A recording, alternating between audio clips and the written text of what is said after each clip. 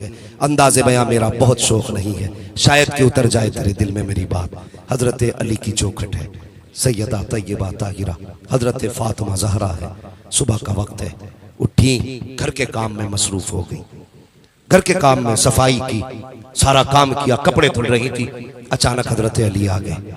हजरत अली रज़ी अल्लाह तआला अन्हु आए, कहने लगे फातिमा, लगता है आज मेरी फातिमा की तबीयत ठीक हो गई है। क्या बात, आज अपने हाथ से सैयदा काम कर रही है? हजरत फातिमा ने कहा अली मैंने सारा काम कर दिया, कपड़े भी सारे धुल दिए, बस आपका अमामा रह गया है। अगर हो सके तो ये अमामा भी दे दे, मैं इसको अपने हाथ से धुल दूं। हजरत अली ने वो अमामा शरीफ भी उतार के दे दिया। अमामा शरीफ दिया, हजरत फातिमा ने अमामा शरीफ भी धुला और धुलने के बाद शहजादों को लिया और गुस्ल देने लगी। गुस्ल देने के बाद जब कपड़े पहनाने की बारी आई ना, तो बाल सवारते हुए रोने लगी, माथी आंख में आंसू आ गए। हजरत अली कहने लगे फातिमा खैर तो है? क्या बात, आज बच्चों को नहलाते हुए आंख में आंसू? सैयदा फातिमा कहने लगी अली आज एक ख्याल ने रुला दिया। कौन सा ख्याल? फरमाने लगी आज मुझे एक ख्याल आया, कल खुदा जाने मेरे बेटों का कोई चेहरा धुलेगा कि नहीं धुलेगा। कल अल्लाह जाने मेरे बेटे के बाल सवारने कोई आएगा कि नहीं आएगा। हजरत फातिमा ज़हरा ने जब इतनी बात कही, हजरत अली की आंख में आंसू आ गए। फातिमा ये ना कहो, ऐसी बातें क्यों कर रही हो? हजरत फातिमा कहती अली मेरा दुनिया से जाने का वक्त करीब आ गया है।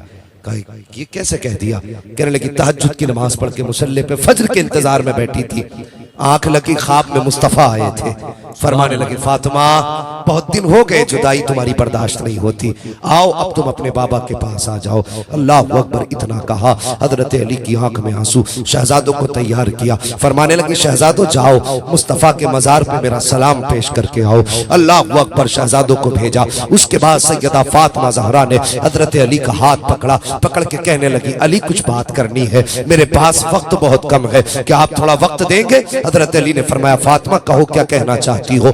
आपने हजरत अली का हाथ पकड़ा, कमरे में गई, हजरत अली को बैठाया, खुद भी बैठी और उसके बाद नबी की शहजादी हजरत फातिमा ज़हरा ने अपना दामन फैलाया, फैला के कहती अली आज फातिमा कुछ मांगना चाहती है। ए फातिमा मांगो, क्या मांगना चाहती है? अल्लाह अकबर। हजरत फातिमा कहती है अली अगर जिंदगी में कोई खता हो गई हो तो माफ कर देना। अल्लाह अकबर। ये बात किसने कही थी? खातून जन्नत ने ये बात कही, सैयदुल अंबिया की शहजादी ने ये बात कही है। उसने कही जिसको मुस्तफा ने फरमाया मेरी फातिमा मलकाए जन्नत है, वो फातिमा कहती है ए अली कोई खता हो गई हो तो माफ कर दिया जाए। हजरत अली की आंख में आंसू है, फरमाते फातिमा किस खता की बात करती हो? पूरी जिंदगी सब्र के सांचे में गुजार दी, कौन सी खता की बात कर रही हो? हजरत फातिमा कहती है ए अली हो सकता है तुमने मुझे कपड़े धोने का हुक्म दिया हो और उस हुक्म की तामील में मुझसे शायद ताखीर हो गई हो, इसलिए अली वो माफ कर दिया जाए। अगर कभी खाना बनाने का हुक्म दिया हो उसमें ताखीर हो गई हो,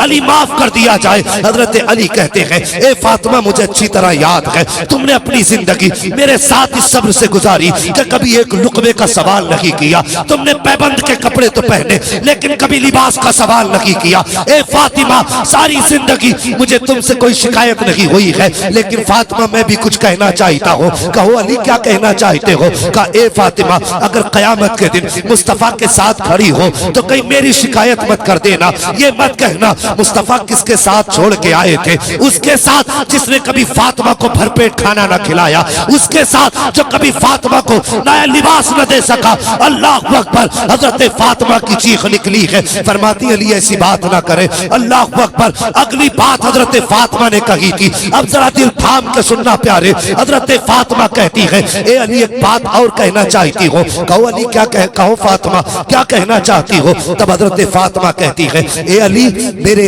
इंतकाल के बाद तुम जिससे चाहो निकाह कर लेना, मैं तुम्हें आजाद करती हूँ। अल्लाह अकबर। तुम्हें पता है ये कौन सी आजादी है? अब जरा दिल थाम के बात सुनना प्यारे।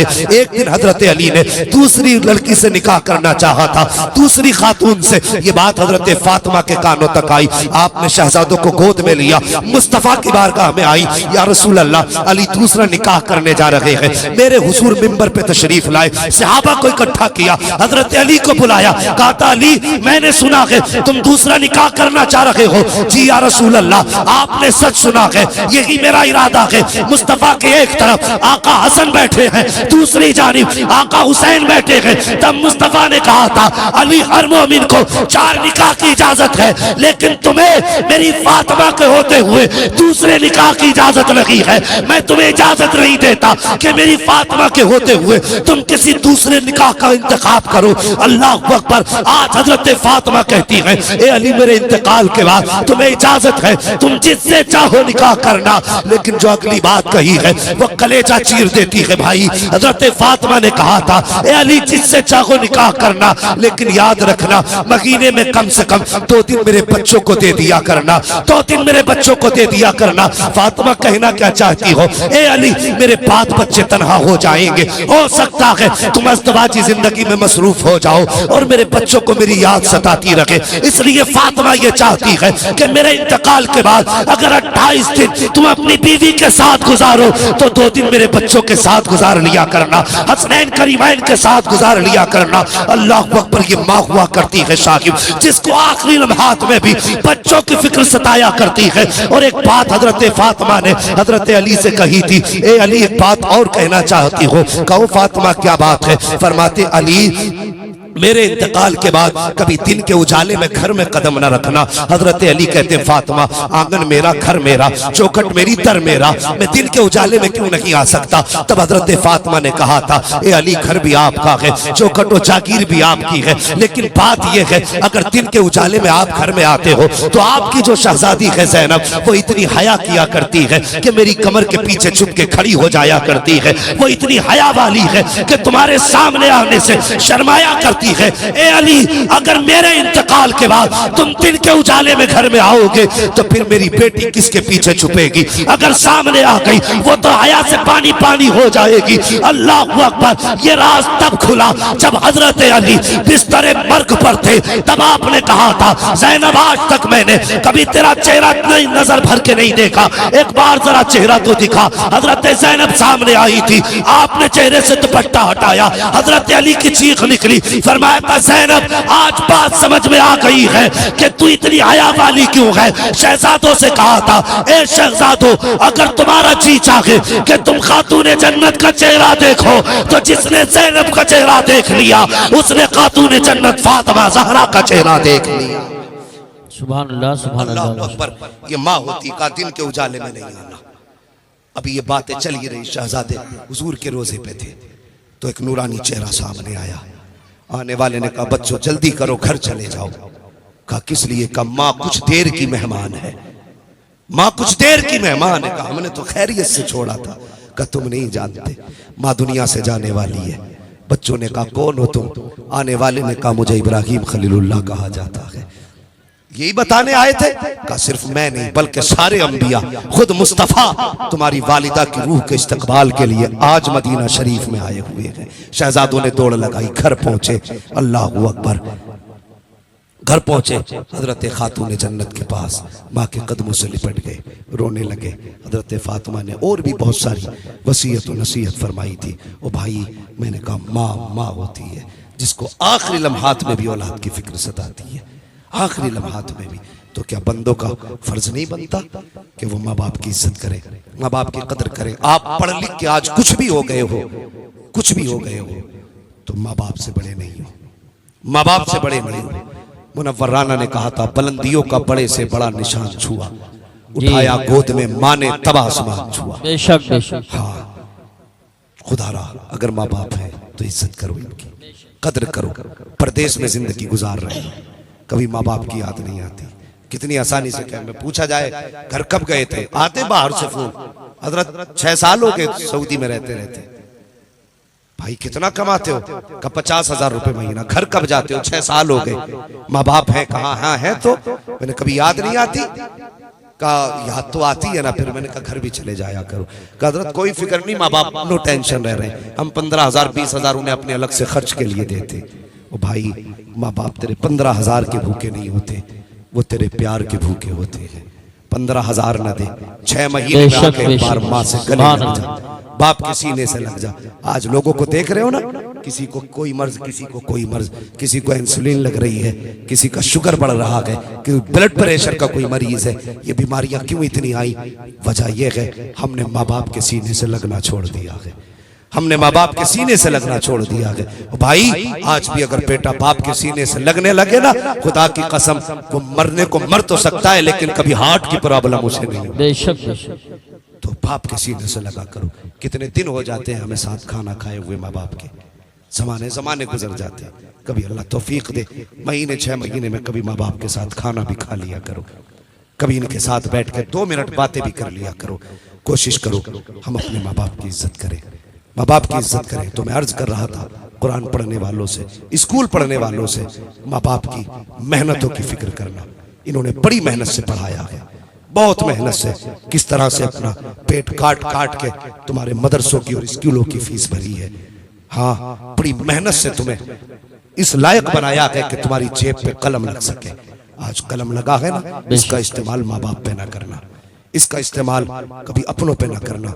अपनों की दुआएं हैं जिसने तुम्हें इस मकाम तक पहुंचाया है, जिसने इस मकाम तक पहुंचाया है। खुदारा हम भी अगर चाहते हैं अच्छी नस्ल पैदा हो तो हम अच्छी गोदों का इंतखाब करें, अच्छी गोदों का इंतखाब करें। माँ अगर नेक होगी तभी बेटा साबिर पाक पैदा होगा, माँ अगर नेक होगी तभी बेटा अहमद रजा पैदा होगा। कोशिश ये करें जिस तरह से अच्छी फसल के लिए अच्छी जमीन का होना जरूरी है, उसी तरह से अच्छी नस्ल के लिए अच्छी माँ का होना जरूरी है। लेकिन अलमिया है, आज शरीफों की शराफत दागदार कर दी जाती है, अमीरों के ऐब पे भी पैसा पर्दा डाल देता है, और फिर उसके बाद हम गीत गाते फिरते हैं हमें तो ऐसा इतना जहेज मिला, इतना सामान मिला। और जहेज तू भी खरीद सकता है लेकिन शरीफ औरत तुझे खरीदे से नहीं मिल सकती है, शरीफ औरत खरीदने से नहीं मिल सकती, वो नसीब ही से मिला करती है। तो कोशिश ये करें निकाह से पहले पढ़ी लिखी नेक लड़की का इंतखाब करें। और ये जरूरी नहीं है सिर्फ बेटों को पढ़ाएं, बल्कि बेटियों को भी पढ़ाइए, दीन की तालीम बेटियों को भी दें। पढ़ाएंगे इंशाअल्लाह बेटियों को भी। आज बेटियों को ये सोच के नजरअंदाज किया जाता है कि बेटी पराया धन है, पराया धन है बेटी। नहीं, पराया धन नहीं है। उसे हमने कितना अजनबी किया, कितना बेगाना किया। बाप ने ये सोच के नहीं पढ़ाया पराया धन है, ससुराल वाले कहने लगे ये तो पराए घर से आई है, उसे कोई अपनाता ही नहीं। किसी ने ये नहीं कहा ये हमारी है, घर वाले कहते रहे इसे पराए घर जाना है। वो चली गई तो वो कहते ये पराए घर से आई है। कब टूट जाए तो सीधी बात कि तेरे बाप ने थोड़ी ला के दिया था, तू यहाँ की थोड़ी, हमारा खून नहीं जो तुझे दर्द हो, तू तो पराए घर की है। हमने हमेशा उसे पराया किया नहीं, उसे अपना बनाओ। जहां बेटों की तालीम पे पैसे खर्च करते हो वहां बेटियों की तालीम पे भी पैसे खर्च करो। बेटियों को भी पढ़ाइए, उनको भी इल्म के जेवर से नवाजिए। जब बेटियां पढ़ी लिखी होंगी, कुरान की कारी होंगी, खुदा की कसम कहने की जरूरत नहीं है, फजर की नमाज पढ़ेंगी। अगर पूरा घर सोता भी होगा वो आने वाली तेरे घर को कुरान की खुशबू से मुअत्तर कर डालेगी। सुभान अल्लाह, कुरान की खुशबू से मुअत्तर करेगी। तो कोशिश ये करें बेटियों को भी पढ़ाएं और बेटों को भी पढ़ाएं। दीन की तालीम बेहद जरूरी है, जरूरी है अपने घरों में दीनी माहौल लाएं, तालीम को बहुत ज्यादा फरोग दें। इस वक्त जरूरत है कि हम आगे बढ़ें। और मैं गुजारिश करूंगा अपने समाज से, खुदारा दुश्मन तो पीछे पड़े हैं लेकिन कम से कम हम तो अपनी दुश्मनी खत्म करें, हम तो अपनी दुश्मनी खत्म करें। हम अपने आप को मदरसों से जोड़ें, तालीम से जोड़ें और आखिरत का भी इंतजाम करें, नस्लों का भी इंतजाम करें। बस मैंने जो गुफ्तगू की उसका पूरा मकसद यही था कि हम और आप दीन के करीब हों, उलमा की इज्जत करें, इनकी कदर करें। आपका बेटा अगर हाफिज होगा ना, मैं एक बात कह दूं, बात कड़वी है, माजरत के साथ अरबाब मिंबर से माफी के साथ एक बात कहना चाहता हूँ। आज बंदा मरता है ना तो कहता मेरी नमाज जनाजा अल्लामा तौसीफ साहब पढ़ाए, अल्लामा साहब पढ़ाए, हजरत काजी साहब पढ़ाए, मौलाना अबरार साहब पढ़ाए, कारी हाशिम साहब पढ़ाए। ये तमन्ना करते हैं कि बड़े अच्छे अच्छे लोग नमाज जनाजा पढ़ाए ताकि बख्शे जाए। यही सोचे ना, अच्छी बात है, बड़ा आलिम पढ़ाए बहुत अच्छी बात है, बुजुर्ग पढ़ाए अच्छी बात है। लेकिन एक बात बताइए, अगर यही इल्म आपके बेटे के पास भी, जनाजा आपका हो, मुसल्ले पे आपका बेटा खड़ा हो, फर्क बताइए। मुझे आपने बुलाया जनाजा पढ़ाने के लिए, मैं आया, मैं तो नियत बांधी बन के, भाई मोहब्बत करते थे, नियत बांधी, अल्लाह अकबर, दुआ करके अल्लाह इसे बख्श दे। जैसे आए थे वैसे ही चले गए। मुझे आपके जनाजे का इतना दर्द तो नहीं होगा ना जितना दर्द आपका आपके बेटे को होगा। इतनी फिक्र मुझे तो नहीं होगी ना जितनी आपके बेटे को होगी। ये कड़वी सच्चाई है। मजा कितना आएगा जनाजा आपका हो, मुसल्ले पे आपका बेटा खड़ा हो। जब वो खड़ा हो तो उसे आपकी कुर्बानियां याद आएंगी। ये वो है जो कभी हाथ पकड़ के मदरसे लेके गया था। ये वो है जिसने उंगली पकड़ के कभी मुझे मदरसे पहुंचाया था। ये वो है जिसने कभी गरीबी के आलम में जेब से 10 रुपए निकाल के दे के कहा था बेटे अभी यही है रख ले। खुदा की कसम जब उसके ये इनामात बेटे को याद आएंगे, आंख में आंसू होंगे और वो रब बड़ा करीम है। अगर माफ करने पे आए तो आंसू के कतरे में बख्श देता है, और अगर वो बेनियाजी पे आए तो पहाड़ बराबर भी सोना दे दो तब भी मुंह पे मार देता है। कम से कम बेटे को ऐसा बना कि जनाजा तेरा हो, मुसल्ले पे बेटा हो, इधर हाथ उठेंगे उधर आंसू निकलेंगे। खुदा की कसम हाथ नीचे बाद में आएंगे, बख्शिश का परवाना पहले दे दिया जाए। सुभान अल्लाह माशाअल्लाह। है अपने बेटों को इस लायक बना लो ताकि तुम्हारे जनाजे पढ़ा सके, जनाजे पढ़ा सके। आज तो फैशन हो गए, अमीरों ने पीर खरीद रखे हैं। 20,000 तो कोई भी पीर बुलवा दूंगा नमाज पढ़ाने के लिए। हाँ खुद भी सोचो, कुछ सोचो भाई, खुद बताइए। वो कहते हैं पराया मारे धूम में डाले, अपना मारे अपना मारे, सारे बोले अपना मारे छाव में डाले। तो भाई अपने की मार खा लो ना। है वो कितने कम नसीब बेटे, अब्बा का जनाजा पढ़ा, दूर से कह रहा पढ़ाओ जी पढ़ाओ। उससे भी बड़ा मनहूस होगा कोई जो अब्बा के जनाजे पढ़ाने तो बात पढ़ने तक खड़ा नहीं होता, दूर से कह रहा पढ़ाओ जी पढ़ाओ। ये हालात है हमारे। क्यों नहीं आया भाई? या तो कपड़े पाक नहीं है, नमाज नहीं आती। मोमिन को पाक रहना चाहिए हर वक्त। वो बेटा नसीब वाला है जिसे बाप की जनाजे की नमाज मिल जाए। तो कोशिश ये करें अपने जनाजे के इंतजाम खुद ही करके जाएं, और कोशिश करें इंतकाल हो बेटा सरहाने बैठा हो, जनाजा हो बेटा मुसल्ले पे हो, कब्र में उतारा जा रहा हो बेटा सूरह यासीन पढ़ रहा हो, लोग दफना के आ जाएं बेटा कुरान पढ़ के सुनाए। ऐसे इंतजाम कर जाओ। आज तो फैशन चल गए, मैं ये बात कह के जाऊंगा। और फैशन ये चला है 3 दिन तक कब्र पे बैठा के कुरान पढ़वाया जा रहा है। 3 दिन तक लगातार नॉन स्टॉप। एक जगह हजरत कुरान खानी कराई, और मत भेजा करो ऐसे लोगों की कब्रों पे बिल्कुल भी।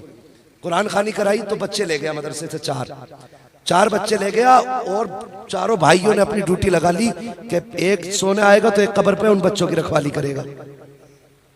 तो 3 दिन लगातार कुरान पढ़वाया, आंखें सूज के लाल हो गई, सोने तक ना दिया। जब पढ़ के निपटे तो 150 रुपए और वो 70 रुपए मीटर का कपड़ा। तो शर्म कर। हाँ जायदाद तू खागा, हम थोड़ी खाएंगे तेरे अब्बा की। भाई अल्लामा तौसीफ साहब बात ये नहीं है पढ़वाया किससे, बात ये कर क्या रहे हम। इतना जुल्म उन्हें सोने तक न दिया, तो इससे सवाब मिलेगा? किसी को तकलीफ देके आंखें सुर्ख करके इससे क्या मिल सकता है? अगर पढ़वा नहीं था तो वो रेस्ट कर लेते, दूसरे आ जाते, वो चले जाते, तीसरे आ जाते, वो आराम कर लेते। हद हो गई भाई, इंतहा कर दी। खुदारा किसी को दुख दे के सवाब नहीं मिलता, सुख दे के सवाब मिला करता है, सुख दे के सवाब मिलता है। तो ये किसी को तकलीफ देने से भी बचे, तकलीफ देने से भी बचे। वो बेहतर यह है खुद बाप की कब्र पे कुरान पढ़े। सबसे अच्छा तरीका है, नियत में खुलूस भी होगा, मोहब्बत भी होगी, प्यार भी होगा, बाप को सुकून भी मिलेगा बेटा कब्र पे आया हुआ। कई सारी चीजें हैं।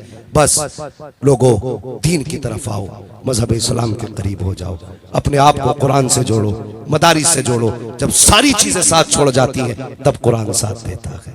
जब सारे रिश्ते तोड़ देते हैं लोग अपने, तब कुरान का रिश्ता तुम्हारी हिम्मत बताता है, और तब जाकर के तुम कदम आगे बढ़ाते हो। कोशिश करें मदारिस से मोहब्बत करें, और इनसे अब कांधे से कांधा मिला के हम आगे बढ़े। हालात नासाजगार हैं, लोग कुरान को मिटाने की कोशिश कर रहे हैं, लेकिन खुदा की कसम वो तो सवाल ही नहीं मिट जाए। लेकिन हम इस मुश्किल मरहले में कुरान का साथ दें, आगे बढ़े और मदरसे वालों से, उलमा से कहे मेहनत करना हमारा काम है, कुरान पढ़ाना तुम्हारा काम है।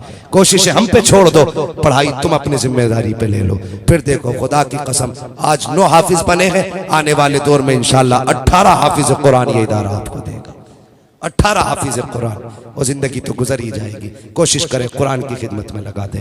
मेरे हुजूर ने फरमाया था या तो आलिम बनना या मुताल्लिम बनना या इनसे मोहब्बत करने वाले बनना, इनसे अलावा इनके अलावा मत बनना, वरना तबाह कर दिए जाओगे। बच्चों भाई कुरान से प्यार करो, तालीम से प्यार करो, दीन वालों से प्यार करो, उलमा से प्यार करो, तलबा से प्यार करो। अल्लाह आपकी नस्लों में बरकत अता फरमाए। बस मैं गुफ्तगू में अमदन साहब जो भी गलतियाँ लफ्ज़िशें सरजद हुई हो, मौला करीम हबीब के सदक़े में तमाम खताओं को माफ़ फरमाए और मेरी गुफ्तगू पे पहले मुझे अमल की तौफीक अता फरमाए, उसके बाद पूरी उम्मत मुस्लिमा को अमल खैर की तौफीक अता फरमाए। बच्चों हुए अगलात उनको माफ़ फरमाए।